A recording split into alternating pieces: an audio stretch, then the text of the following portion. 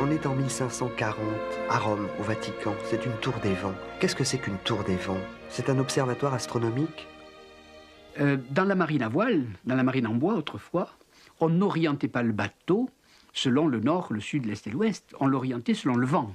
Sous le vent, il y avait les allures largues, grand largue, vent arrière, vent devant, et ainsi de suite. Donc, il y a un processus d'orientation scientifique, nord, l'étoile polaire, sud, la direction inverse, est et ouest, etc.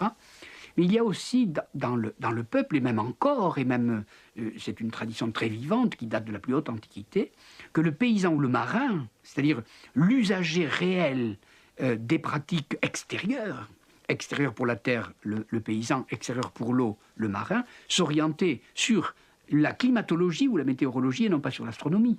Par conséquent, il disait plus facilement dans le lit de la tramontane, ou pour parler d'un vent qui nous est familier, qui est familier aux Français du Sud, dans le lit de tel vent, du notos, etc., comme disaient les Grecs, ou à un quart de ce vent-là, l'orientation est faite sur les vents.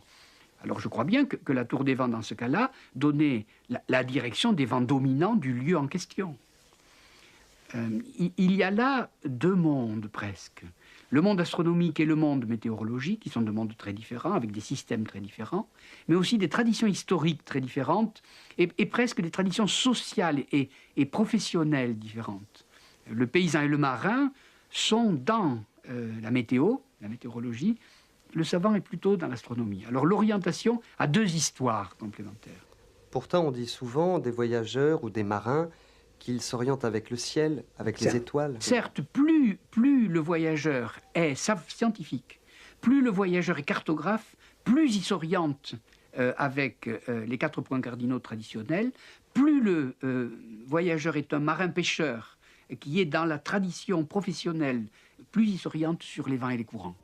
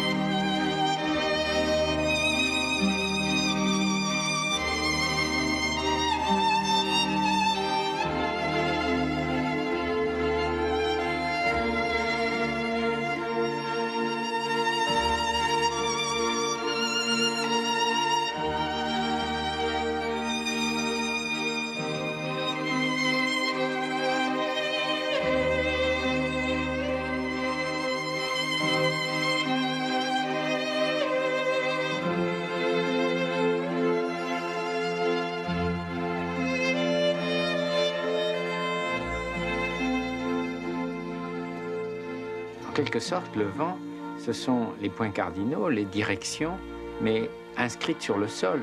inscrites dans l'atmosphère de la Terre en réalité, puisque c'est de l'air qui souffle le vent.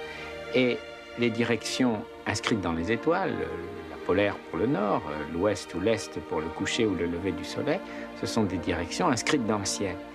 Alors la tour des vents, observatoire et lieu d'où l'on observe aussi le vent, c'est une façon de raccorder les directions du ciel, observées avec les astres, et les directions du sol, de relier en quelque sorte ces deux repères géométriques l'un à l'autre.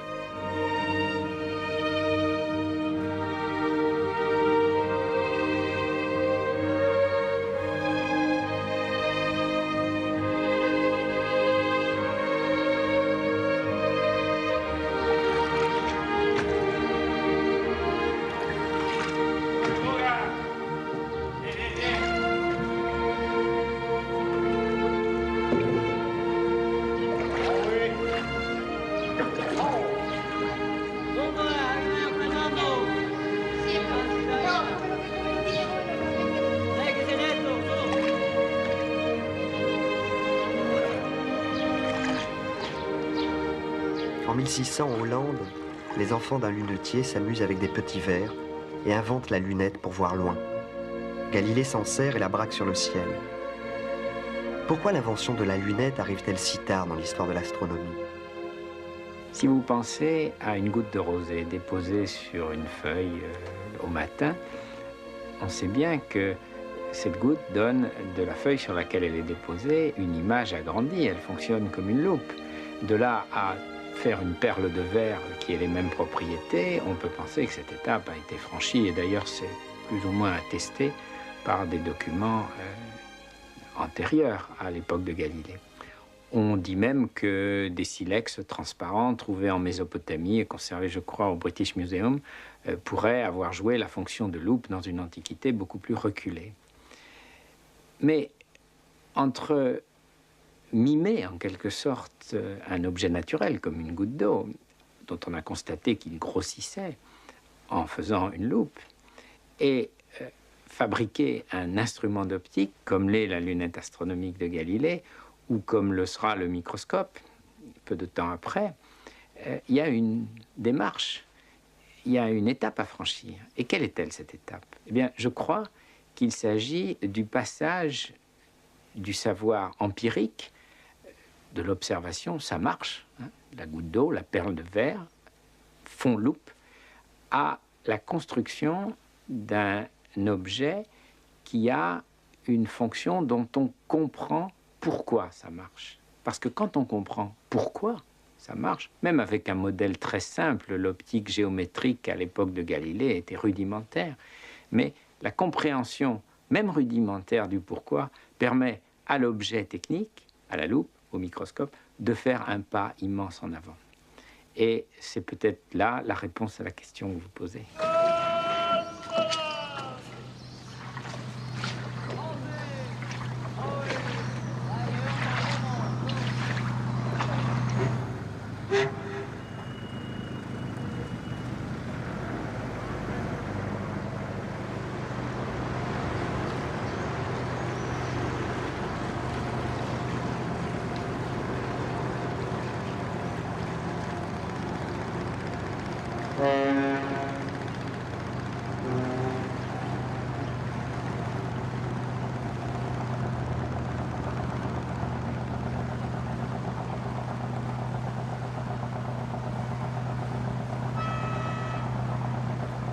Galilée publie son petit livre où il raconte ce qu'il a vu avec la lunette, et les lunettes s'arrachent à Paris, partout dans les grandes capitales de l'Europe. Jusqu'à un moment relativement récent, l'astronomie n'était pas une astronomie d'observation au sens que nous donnons à ce mot. Observer, pour nous, c'est mettre un œil derrière un outil ou un instrument qui améliore notre vue de l'objet. Or, rappelez-vous qu'à partir des Babyloniens, des Grecs, pour les Chinois encore, pour les Hindous toujours, l'astronomie consiste à regarder l'ombre par terre, l'ombre que fait le Soleil ou la Lune, la lumière en général, interceptée par l'axe d'un cadran solaire. Par conséquent, il y a astronomie sans œil ni regard. Et ce n'est pas l'invention de la lunette qui est importante dans cette affaire, c'est l'invention du schéma œil, instrument, objet. Et voilà la fondation de l'astronomie scientifique. Il y a beaucoup de textes grecs où la question se pose de savoir d'où vient la lumière, et souvent la lumière vient de l'œil et ne vient pas d'une source de lumière ou de l'objet éclairé qu'on peut voir. Vous voyez que toutes ces questions sont assez complexes, et souvent je me pose la question inverse de la vôtre. Vous dites pourquoi si tard, mais on pourrait aussi bien se dire pourquoi si tôt.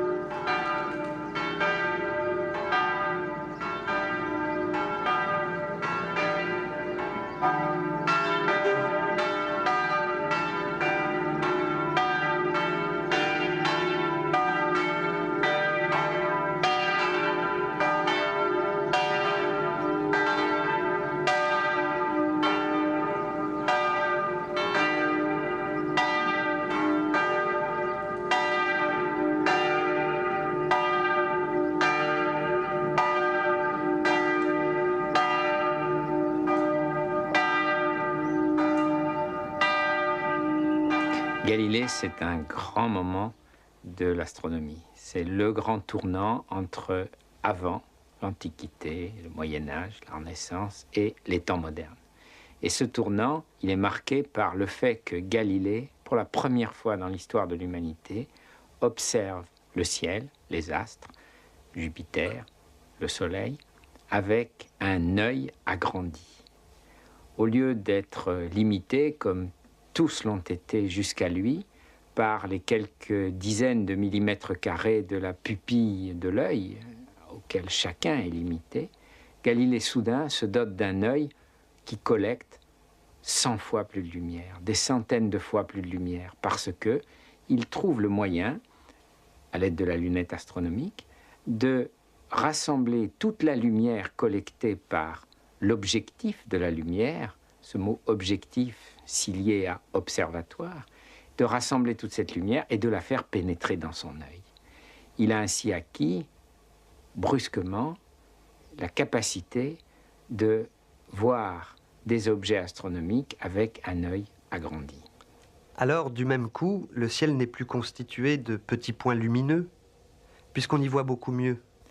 Eh bien, ce n'est pas d'abord la capacité de distinguer des détails très fins, ce qu'aujourd'hui nous appelons la résolution, qui va faire la force des premières observations de Galilée. Ça va venir très vite.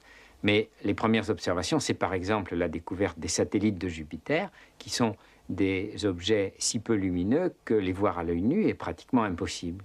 Et le gain de luminosité obtenu par la lunette, par cette grande surface collectrice, en quelque sorte un filet à papillon qui collecte des photons de lumière, des grains de lumière, de manière plus efficace, eh bien, c'est d'abord ça que Galilée met en application.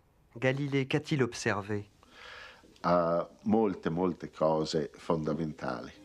Per esempio, puntando il telescopio sopra la Luna, si accorse, diciamo, che la Luna aveva delle montagne, delle valli, delle regioni, diciamo, che potevano essere assimilate a dei mari, anche se sappiamo che sono dei deserti. Scoprì in sostanza che la Luna era un mondo come il nostro.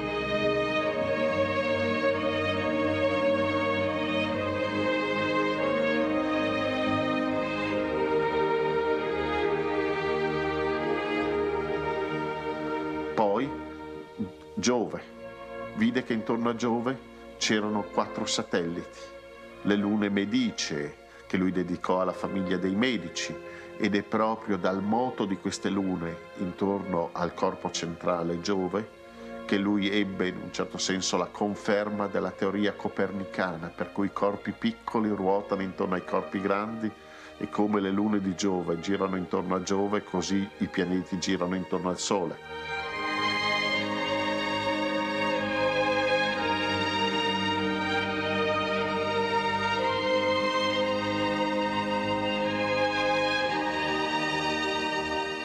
Poi la Via Lattea. Per noi la Via Lattea non è altro che una striscia in cielo, un po' come quando guardiamo un bosco da lontano, vediamo una striscia verde, ma non distinguiamo i singoli alberi. Galileo con il telescopio vide che c'erano tante stelle, così vicine fra loro che davano l'impressione di una striscia biancastra, ma erano tante stelle. Le stelle non erano solo quelle visibili ad occhio nudo, ma ce n'erano tante di più. Scoprì poi che Venere aveva delle fasi.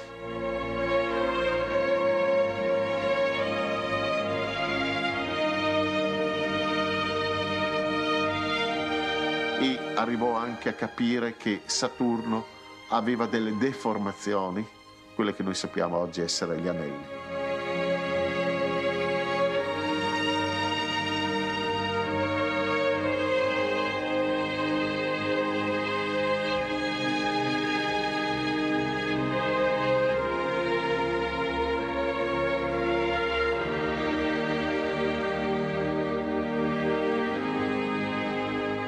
Delle volte uno si chiede, guardando con telescopi analoghi, sono dei telescopi piccolissimi che anche un bambino può costruire nella sua scuola elementare, come abbia fatto a scoprire tutte queste cose. Io non l'ho capito, però è un fatto che lui l'ha scoperta.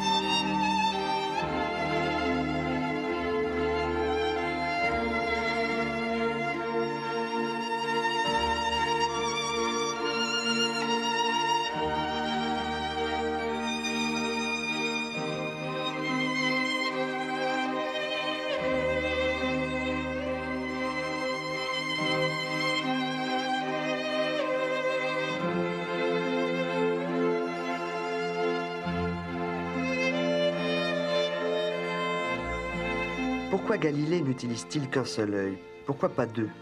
Pourquoi ce n'est pas une paire de jumelles pour voir mieux, avec plus de relief? Je retourne la question. Pourquoi avons-nous deux yeux? Probablement pour deux raisons différentes et de nature assez distincte. D'abord, probablement par redondance. L'œil est notre sens le plus précieux et si nous en avons deux, c'est parce que si l'un est fermé, il nous reste ce sens. Mais l'œil a une autre fonction, bien sûr, que vous évoquez, qui est de nous permettre de percevoir le relief par un mécanisme cérébral assez complexe et qui résulte de l'apprentissage. Il n'y a pas d'image en relief dans le fond de notre œil. Mais nous ne percevons avec deux yeux le relief que des objets proches. Un œil ou deux yeux sont tout à fait équivalents s'il s'agit de regarder un paysage à l'horizon. Nous n'en percevons pas mieux le relief. S'agissant donc des objets astronomiques qui sont très loin, disposer de deux lunettes de jumelles en quelque sorte, au lieu d'une seule, n'apporterait aucune perception supplémentaire du relief. Maintenant, on utilise bien des jumelles, me direz-vous. Alors pourquoi? Eh bien, à la fois par commodité, pour restituer la fonction des deux yeux ouverts, qui est notre position naturelle de regard, et puis aussi parce qu'en faisant ça, on collecte 2 fois plus de lumière, chaque œil fonctionne, et on est donc 2 fois plus sensible. Il regarde les étoiles et il est dit aussi que Galilée regarde les mouches. Il les regarde de très près. Est-ce que c'est avec le même instrument qu'on regarde les étoiles et les choses petites? Les Hollandais étaient connus pour leur capacité de tailler les pierres, les diamants, donc de polir, et notamment de polir le verre, et donc de faire des lentilles. Et ces lentilles étaient appliquées, pouvaient être appliquées, à la fois à l'observation d'objets très petits, et ça nous conduira à la découverte du microscope, et aussi au fait d'observer des objets très loin, car que fait une lunette astronomique? Elle, par son diamètre, le diamètre de son objectif, elle collecte plus de lumière émise par un objet très loin. Et elle forme de cet objet une image que l'oculaire de la lunette examine. L'oculaire, c'est simplement une loupe. La lunette de Galilée combine donc un objectif, un œil agrandi, et un oculaire qui est une loupe. Le problème du microscope est tout à fait différent. L'objet est tout près, on peut l'éclairer, donc on a de la lumière, mais par contre, il faut essentiellement fabriquer une loupe très puissante. Et le microscope, c'est en quelque sorte une loupe à 2 étages. C'est une loupe suivie d'une autre loupe. Son messager astral, il ne l'écrit pas en latin comme les autres savants. Ce n'est pas ça son grand mérite. C'est son grand mérite, enfin c'est un de ses grands mérites. Il a le mérite de l'habileté expérimentale, de la force du raisonnement abstrait, et le mérite aussi non seulement il a le savoir-faire, mais il a le faire savoir. C'est-à-dire il sait très bien mettre en scène ses idées et les enjeux de ses intérêts. Mais il est vrai, en effet, que pour la vulgarisation ou la popularisation ou la divulgation de sa pensée, il écrit en langue vernaculaire, c'est-à-dire en italien, chose qu'avant lui avait fait Luther au moment de la Réforme, qui parle allemand, ou après lui Descartes, qui écrit pour la première fois en langue française, la philosophie et la physique. Et il est vrai qu'avant eux, avant ces trois-là, la langue canonique de la religion et de la science est le latin, qui est la langue universelle de l'Europe, qui est celle du Moyen-Âge et celle de la chrétienté. Et à partir du XVIIe, de la Renaissance et du XVIIe, les langues vernaculaires arrivent.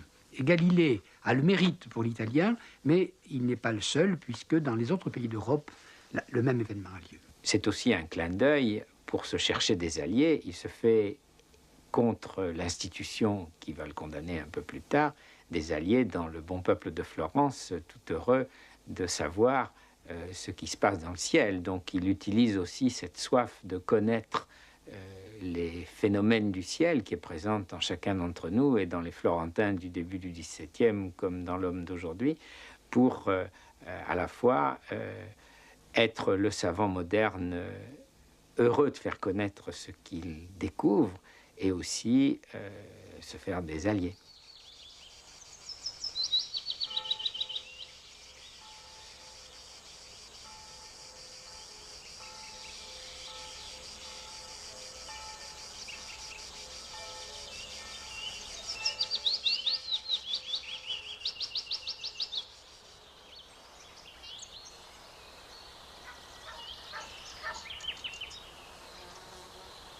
La casa di Galileo è una bella villa del 1200 che la figlia di Galileo trovò in affitto per il padre.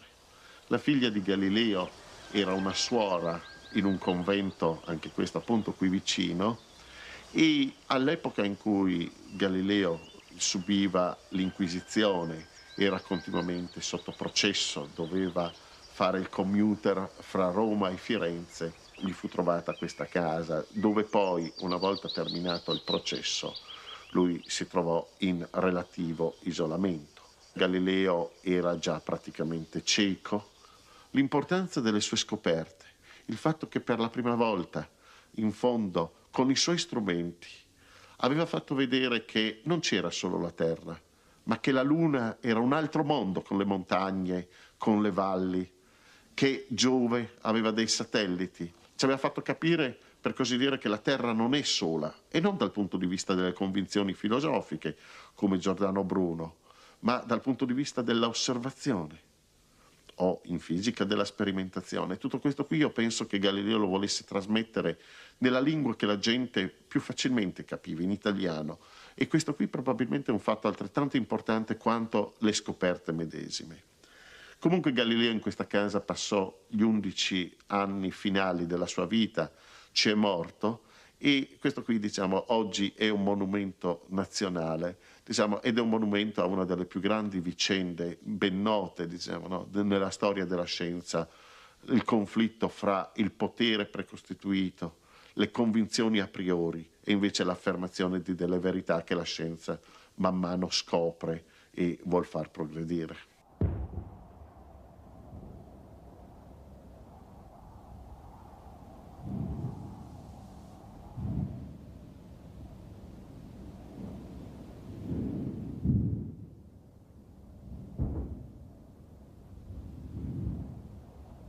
Galilée fut un grand astronome, un point de rupture entre l'Antiquité et le monde moderne, mais il fut aussi, peut-être tout autant et peut-être plus encore, un grand physicien. Sur un autre versant, il est le père de la mécanique moderne. Et le genre de questions auxquelles Galilée a tenté de répondre, c'est par exemple celle-là. Sur la lagune de Venise, dans un petit bateau dont la cabine a tous les rideaux tirés, un passager se croit immobile alors que le bateau est en mouvement. Comment est-ce possible? Quelle est cette propriété du mouvement qui fait que l'on peut bouger? Le bateau bouge par rapport à la rive et pourtant avoir la sensation d'être immobile. Galilée s'interroge là-dessus. Et les fondements de la mécanique que Galilée va poser, ils seront fort précieux à l'astronomie quand, un peu plus tard, Newton va utiliser cette mécanique, ainsi que les observations de Kepler, pour énoncer ces lois de la gravitation universelle.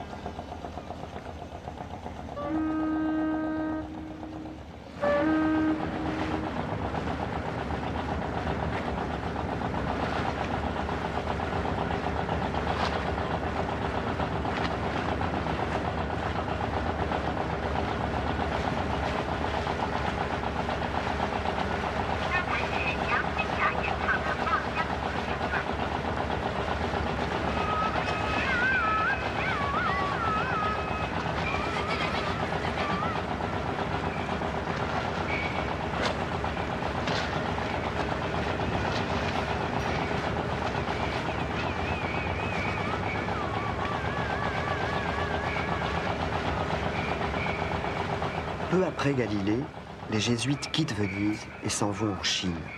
Que vont-ils faire en Chine? Mais ils vont y vivre la plus extraordinaire aventure de toute l'histoire de l'humanité, vraiment. Il va se passer en Chine, entre les années 1640 et 1770, un siècle et demi à peu près, un des tout grands problèmes de l'histoire de la culture et des sciences. Il faut que je vous le raconte presque année par année.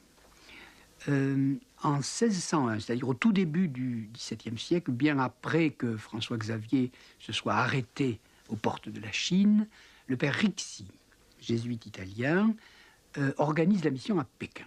Et là, il y a les derniers empereurs de la dynastie Ming.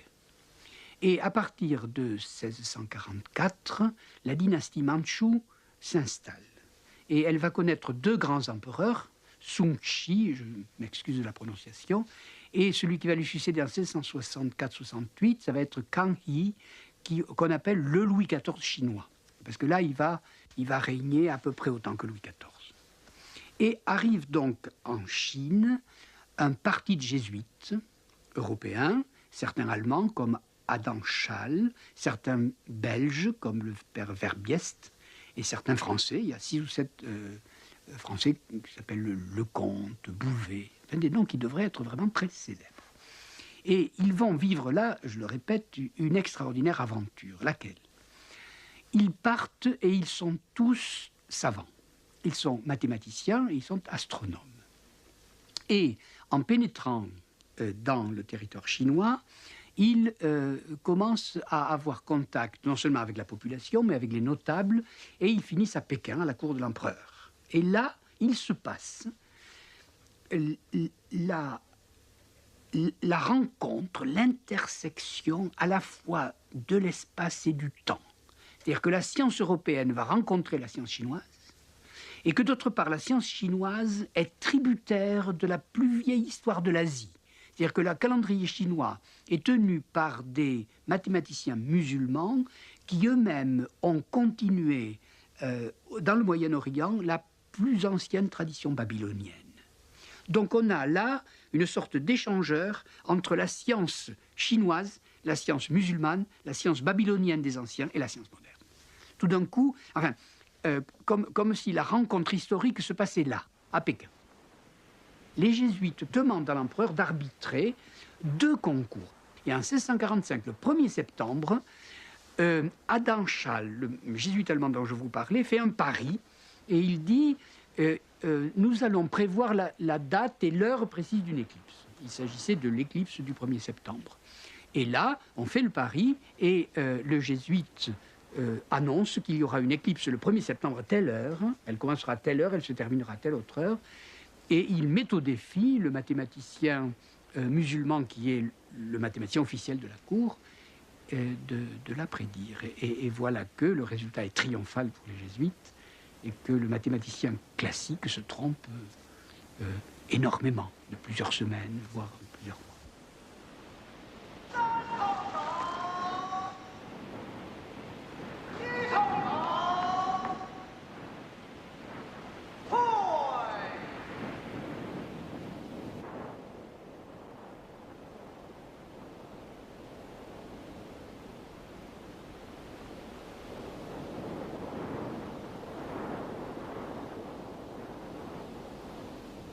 À ce moment-là, l'empereur est converti au moins à la science, et il fait réformer le calendrier chinois. C'est-à-dire à partir de 1645, le calendrier chinois est jésuite. C'est-à-dire que le calendrier officiel de la Chine passe de l'ère sino-islamo-babylonienne, si vous voulez, pour remonter le cours, à l'histoire moderne, et c'est les jésuites qui la font. Et quelque temps plus tard, lorsque le 2e empereur monte sur le trône, en 1664, le père Verbiest, le Belge dont je vous parlais, fait une seconde expérience et il fait le pari. On plante un cadran solaire, l'axe d'un cadran solaire, et il dit entre le 25 décembre, le jour de Noël, et le 29 décembre de cette année-là, je vais vous dire à quel point l'ombre arrivera heure par heure. N'est-ce pas? Et les astronomes chinois échouent dans cette affaire, et devant le tribunal, car là aussi il y a eu un tribunal constitué, n'est-ce pas, sous la présidence de l'empereur, la science moderne, la science occidentale, la science chrétienne, diraient les jésuites, triomphe. À partir du moment où les Chinois sont conquis, et je dis bien le mot conquis, c'est-à-dire non pas conquis par des armées, ou conquis par l'économie, ou conquis par l'argent, mais conquis simplement par un résultat scientifique, ce qui est quand même la première fois et peut-être la dernière de l'humanité, ils décident en bloc, sous la direction de l'empereur, de laisser la religion ancestrale pour regagner le christianisme. Et là commence une lutte qui va durer quasi un siècle entre les jésuites, la compagnie comme telle, et le Vatican, c'est-à-dire le pape, et où vont se mêler tous les philosophes importants de l'Europe. Et la querelle s'appelait la querelle des rites, c'est-à-dire que les Chinois veulent bien se convertir au christianisme, puisqu'il est porteur de la science, à la condition qu'on conserve une certaine partie du rite des ancêtres. Les jésuites acceptent, demandent au pape d'accepter, et le pape résiste, jusqu'au moment où il refusera, jusqu'au moment où il condamnera à la fois la décision des rites en question et la compagnie de Jésus elle-même.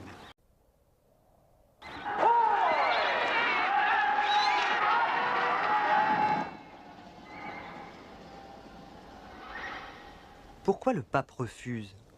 On présentait au pape une sorte de requête de mélange. Et c'est pour conserver l'intégrité de la doctrine et des rites chrétiens que la papauté a fini par refuser. En fait aussi pour des raisons politiques, parce que les jésuites quand même avaient une puissance dont la papauté prenait quelque ombrage à l'époque. Mais, pour tout dire, à supposer que la papauté eût accepté un tel pacte, réellement la face du monde en eût été changée. Savoir que dès les années 1644-1660, il y aurait eu une Eurasie non seulement convertie à la religion chrétienne ou évangélisée comme l'avaient souhaité ces aventuriers extraordinaires qui étaient les jésuites, mais aussi convertie à la science moderne. Vous voyez donc là, en un siècle, on a une histoire tout à fait prodigieuse qui mêle la science, la religion, la culture, l'espace et le temps. C'est-à-dire la première grande histoire planétaire de l'humanité.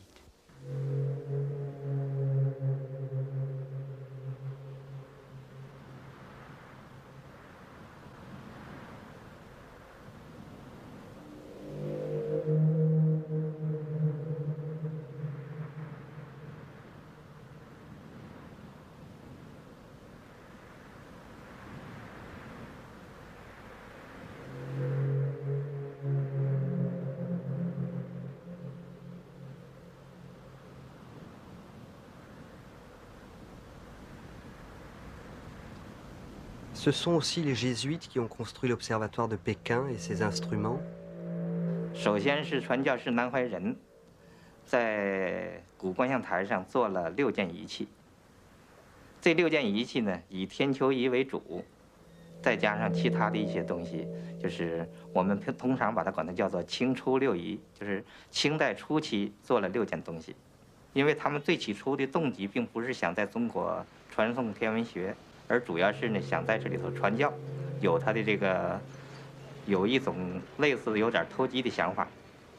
这也是一个从那以后，西方天文学才在中国得到了推行，最后把中国古老的天文学传统纳入了世界共同发展的这么一条轨道。北京古观象台在目前来看呢，有这么几个特点是一般天文台所不具备的。它差不多观测了连续观测大约500年，这是目前还保持着世界纪录。另外呢，北京古观象台在明末，特别是清初以后，一直到鸦片战争前夕，前后有西方传教士，大约是相当于现在的西欧10个国家。Vous dites que l'Occident a donné à la Chine et la Chine à l'Occident. 其实呢，每个文化交往有一种很自然的趋势，就说当时谁处于实力比较强的地位，就好像水呢，往低处流一样，就是水由高处往低处流是一种必然的趋势。这时候主要是传教士来到了中国，传教士本来是想在中国传教。可是中国是一个有几千年文化的一个古国，想在中国传输一种另外的宗教相当困难。Vous pourriez me dire l'origine et le sens du mot jésuite? The word Jesuit, yes. The word Jesuit came in the very early days of the founding of the Society of Jesus, when the companions of Ignatius, and Ignatius was the one who had brought together this group of men, when they finally determined that they would submit themselves to the Pope and ask that he would approve them as a religious order, immediately after electing Ignatius as first general, the idea came up, what shall we call ourselves? And Ignatius absolutely refused that they should in any way associate that group with his name. And so they thought among themselves and said, we have determined that we're here together to serve only Jesus, and him we'll call ourselves companions of Jesus. So that's what they did. They selected that, and that, of course, in various languages, Compañía de Jesús in Spanish, Compañía di Gesù in Italian. It became Society of Jesus in English. And then, in the time, it was shortened. A short and brief name was given to them as Jesuits. But that came much later. The word Jesuits came much later. Gesuiti in Italian. Those words came later. They came at a time when it took on also a sort of a connotation, a meaning. In fact, you'll still find it in the dictionary, of people who are cunning and sort of sly and clever at getting their own way and this type of thing. That may have been at least one time merited in history, but it does have that connotation even in the English dictionary now. So that's the origins of the word Jesuit. Les jésuites ont porté leur savoir astronomique aux quatre coins du monde. Ils y ont construit des observatoires. Que sont-ils devenus aujourd'hui? Oh, I think you're referring to the fact, indeed, in those first centuries of the work of the Society, many great institutions grew up. Observatories, for instance, what we've been talking about, observatories in China, India, and all the countries where they went, other scientific institutes. And today we have very little of that. In fact, we are, of astronomers, I think, there's certainly no more than 10 Jesuit astronomers in the whole world.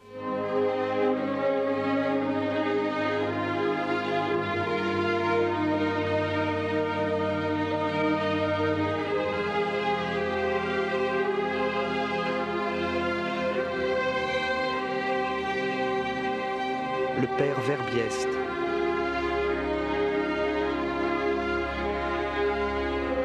le père Trigault,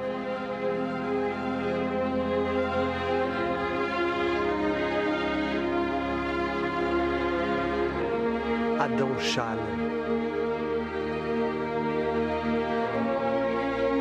le père Spira,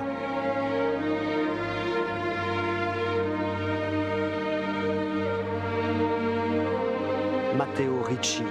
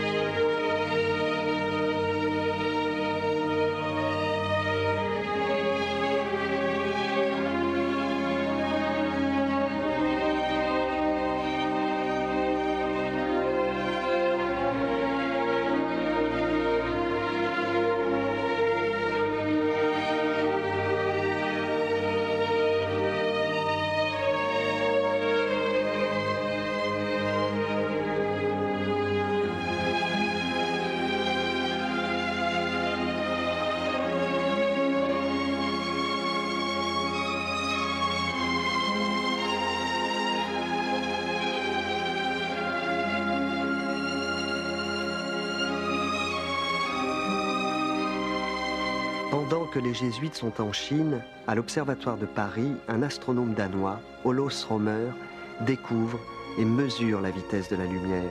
Comment fait-il? Eh bien, il faut la mesurer sur des distances très grandes. Nous savons bien que quand nous tentons de déterminer l'écart de temps entre l'éclair et le tonnerre, la mesure n'a de sens, n'est faisable que si le tonnerre est assez loin. Il faut quelques fractions de seconde. Donc Rømer va prendre un objet vraiment très loin. Idéalement, il aurait aimé disposer d'un phare à éclat. Imaginons que se trouve quelque part dans le ciel un objet qui émette comme un phare de marine des éclats de lumière réguliers. Et imaginons que l'observateur qui regarde ce phare se rapproche tantôt du phare et quelques mois plus tard s'en éloigne. Et que ce chemin qu'il fait, tantôt vers le phare, tantôt en s'éloignant, soit une grande distance. Eh bien, que se passera-t-il?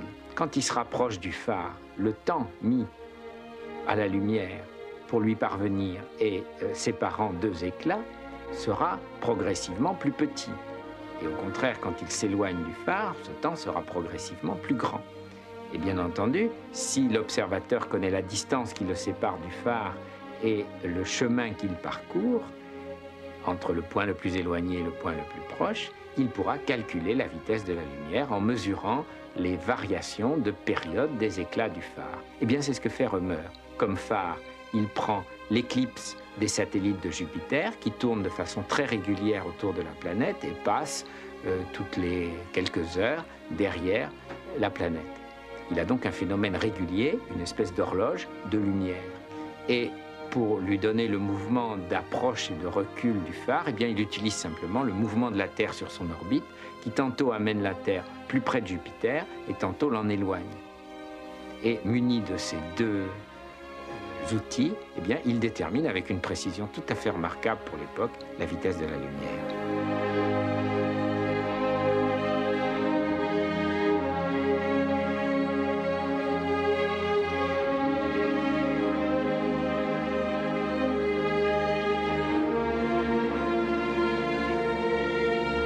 À partir du moment où il connaît la vitesse de la lumière, il en déduit que regarder le ciel, regarder les étoiles, c'est regarder dans le passé, puisqu'il faut un certain temps à la lumière pour nous parvenir. Remer ne fait pas explicitement cette déduction-là, mais néanmoins, elle est contenue dans sa découverte. À partir du moment où l'on dit que la lumière met quelques heures pour venir de Jupiter, on dira très rapidement qu'elle met quelques minutes pour venir du Soleil. L'objet que l'on regarde est vu dans le passé. De même que lorsque je vous regarde, je vous vois tel que vous étiez il y a quelques milliardièmes de seconde. La découverte de la vitesse de la lumière finie et sa mesure va écrire la première page de ce que sera désormais l'astronomie et l'astrophysique, c'est-à-dire la lumière nous apporte un ensemble de messages sur le reste de l'univers. C'est la lumière qui nous permet de connaître l'univers. Et ce va être désormais la fonction des observatoires et des instruments qu'ils contiennent que de décoder l'information que contient la lumière. Il y a donc là l'acte fondateur de l'observatoire moderne.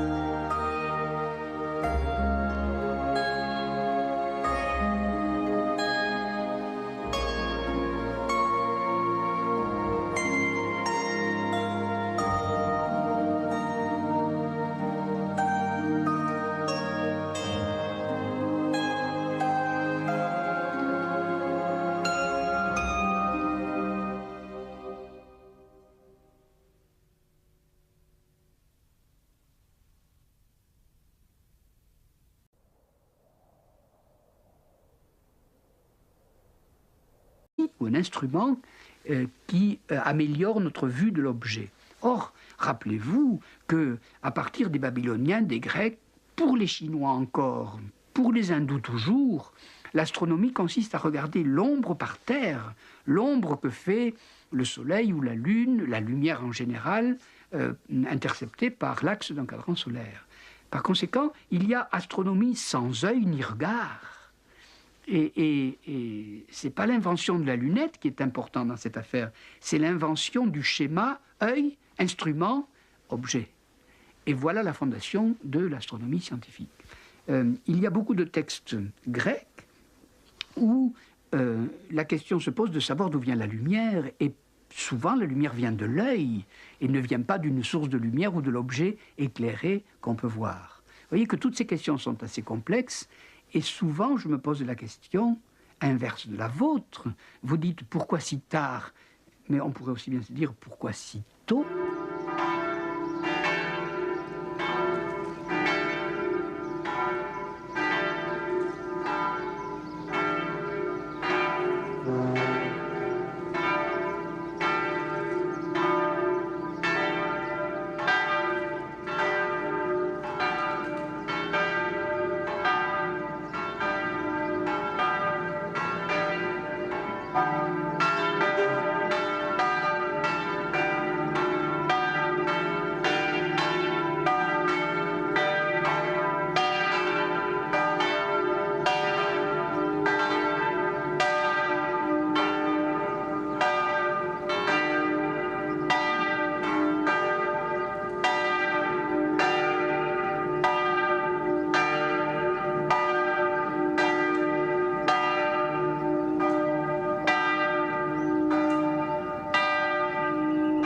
Galilée, c'est un grand moment de l'astronomie. C'est le grand tournant entre avant l'Antiquité, le Moyen-Âge, la Renaissance et les temps modernes. Et ce tournant, il est marqué par le fait que Galilée, pour la première fois dans l'histoire de l'humanité, observe le ciel, les astres, Jupiter, le Soleil, avec un œil agrandi. Au lieu d'être limité, comme tous l'ont été jusqu'à lui, par les quelques dizaines de millimètres carrés de la pupille de l'œil, auquel chacun est limité, Galilée soudain se dote d'un œil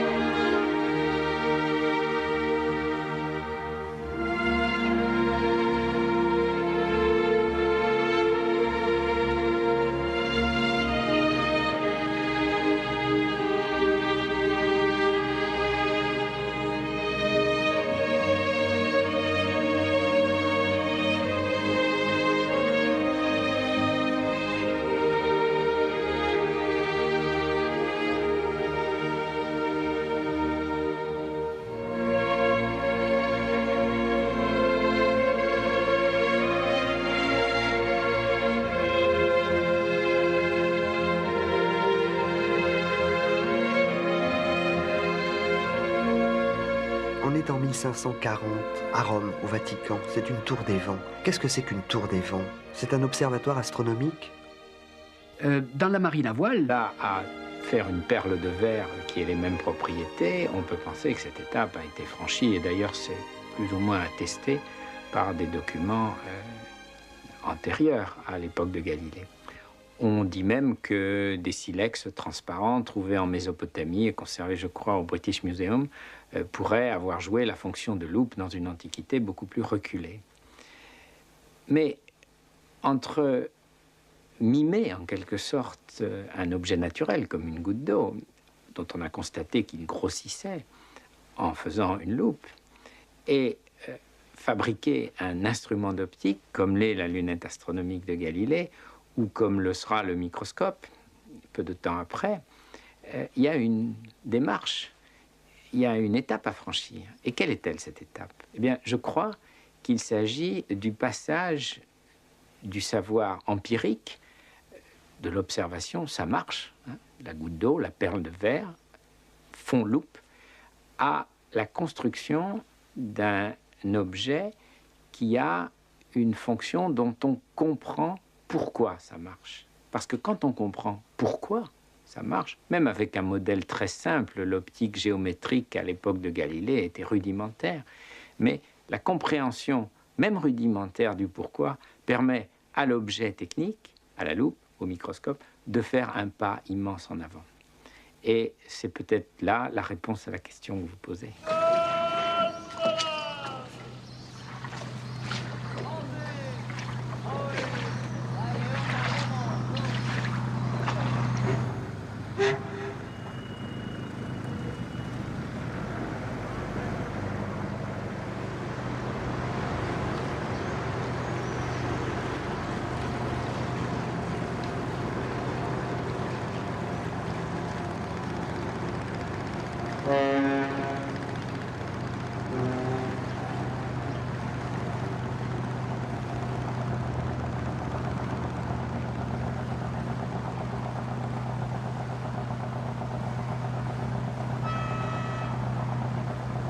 Galilée publie son petit livre où il raconte ce qu'il a vu avec la lunette, et les lunettes s'arrachent à Paris, partout dans les grandes capitales de l'Europe.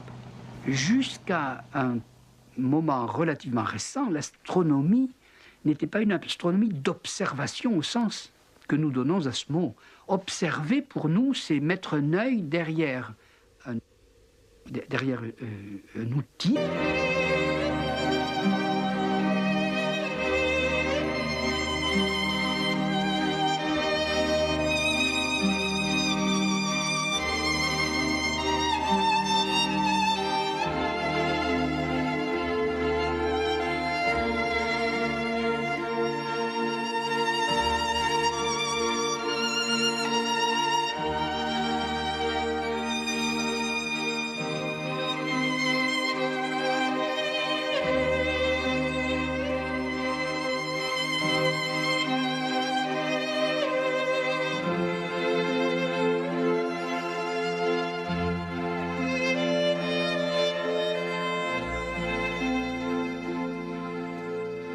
En quelque sorte, le vent, ce sont les points cardinaux, les directions, mais inscrites sur le sol, inscrites dans l'atmosphère de la Terre en réalité, puisque c'est de l'air qui souffle le vent.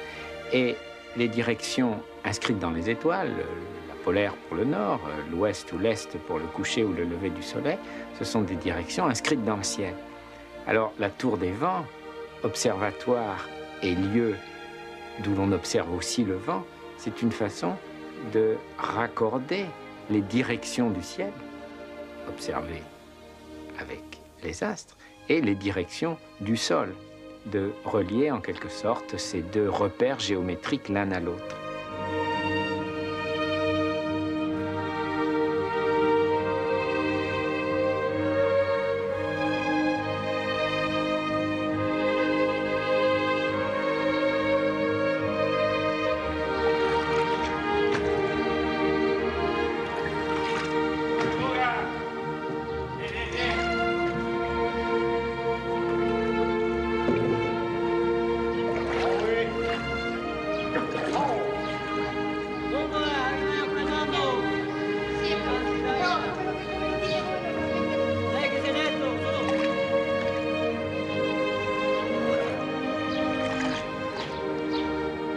En 1600, en Hollande, les enfants d'un lunetier s'amusent avec des petits verres et inventent la lunette pour voir loin.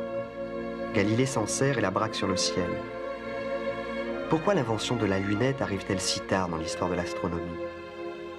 Si vous pensez à une goutte de rosée déposée sur une feuille au matin, on sait bien que cette goutte donne de la feuille sur laquelle elle est déposée une image agrandie. Elle fonctionne comme une loupe. Dans la marine en bois, autrefois, on n'orientait pas le bateau selon le nord, le sud, l'est et l'ouest. On l'orientait selon le vent. Sous le vent, il y avait les allures largues, grand largue, vent arrière, vent devant, et ainsi de suite. Donc, il y a un processus d'orientation scientifique, nord, l'étoile polaire, sud, la direction inverse, est et l'ouest, etc. Mais il y a aussi dans le peuple, et même encore, et même c'est une tradition très vivante qui date de la plus haute antiquité, que le paysan ou le marin, c'est-à-dire l'usager réel des pratiques extérieures pour la terre, le paysan, extérieur pour l'eau, le marin, s'orientait sur la climatologie ou la météorologie et non pas sur l'astronomie.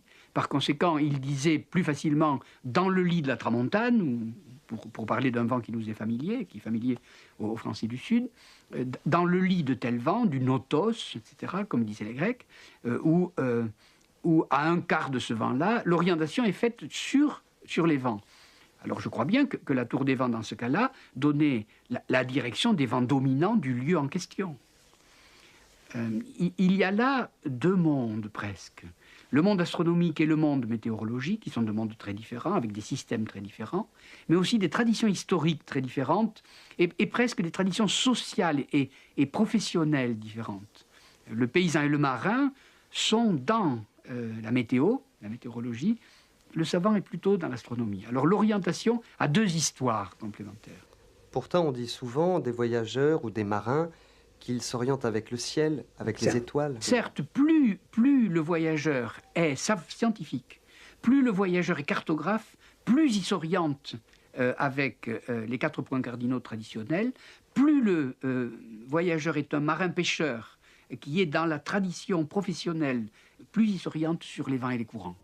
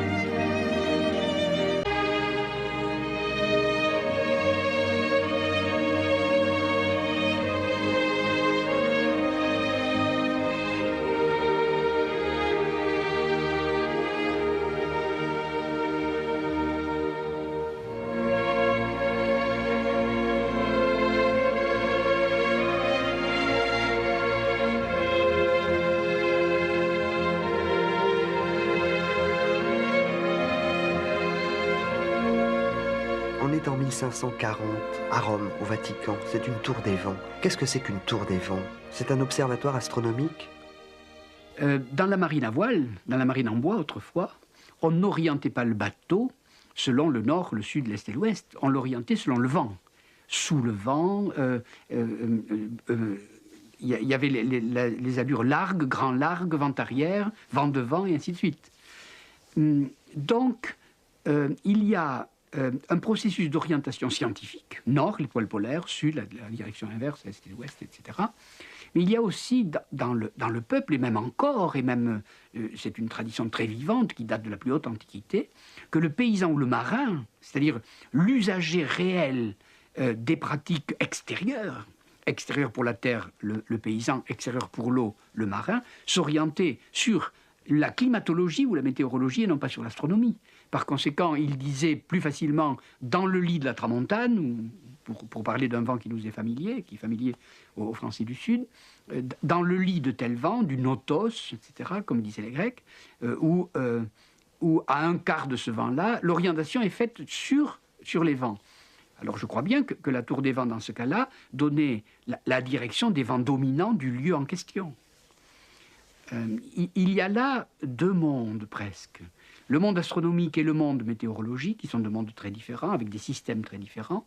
Mais aussi... Là, à faire une perle de verre qui ait les mêmes propriétés, on peut penser que cette étape a été franchie, et d'ailleurs c'est plus ou moins attesté par des documents antérieurs à l'époque de Galilée.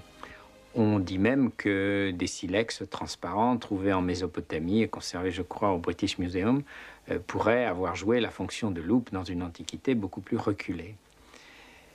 Mais entre mimer en quelque sorte un objet naturel comme une goutte d'eau, dont on a constaté qu'il grossissait en faisant une loupe, et fabriquer un instrument d'optique comme l'est la lunette astronomique de Galilée, ou comme le sera le microscope, peu de temps après, il y a une démarche, il y a une étape à franchir. Et quelle est-elle, cette étape? Eh bien, je crois qu'il s'agit du passage du savoir empirique, de l'observation, ça marche, hein, la goutte d'eau, la perle de verre, font loupe, à la construction d'un objet qui a une fonction dont on comprend pourquoi ça marche. Parce que quand on comprend pourquoi ça marche, même avec un modèle très simple, l'optique géométrique à l'époque de Galilée était rudimentaire, mais la compréhension, même rudimentaire du pourquoi,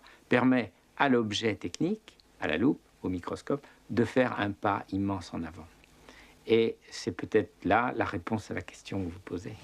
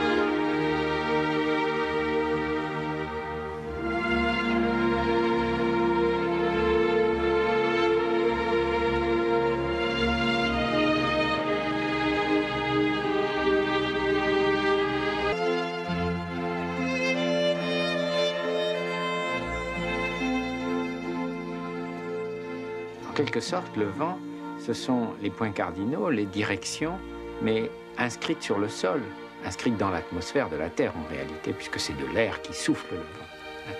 Et les directions inscrites dans les étoiles, la polaire pour le nord, l'ouest ou l'est pour le coucher ou le lever du soleil, ce sont des directions inscrites dans le ciel.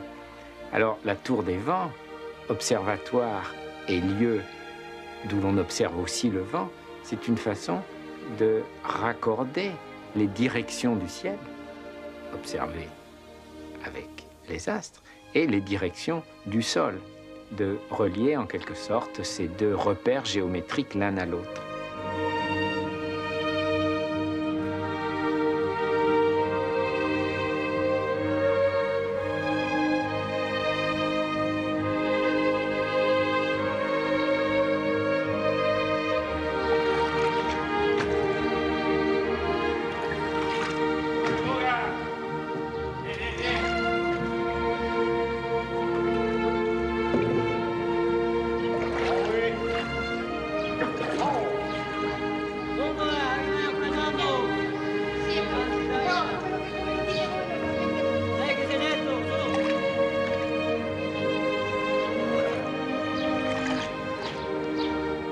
En 1600, en Hollande, les enfants d'un lunetier s'amusent avec des petits verres et inventent la lunette pour voir loin. Galilée s'en sert et la braque sur le ciel. Pourquoi l'invention de la lunette arrive-t-elle si tard dans l'histoire de l'astronomie? Si vous pensez à une goutte de rosée déposée sur une feuille au matin, on sait bien que cette goutte donne de la feuille sur laquelle elle est déposée une image agrandie, elle fonctionne comme une loupe. Aussi des traditions historiques très différentes et presque des traditions sociales et professionnelles différentes. Le paysan et le marin sont dans la météo, la météorologie. Le savant est plutôt dans l'astronomie. Alors l'orientation a deux histoires complémentaires. Pourtant, on dit souvent des voyageurs ou des marins qu'ils s'orientent avec le ciel, avec les étoiles. Certes, plus le voyageur est scientifique, plus le voyageur est cartographe, plus il s'oriente avec les 4 points cardinaux traditionnels, plus le voyageur est un marin-pêcheur qui est dans la tradition professionnelle, plus il s'oriente sur les vents et les courants.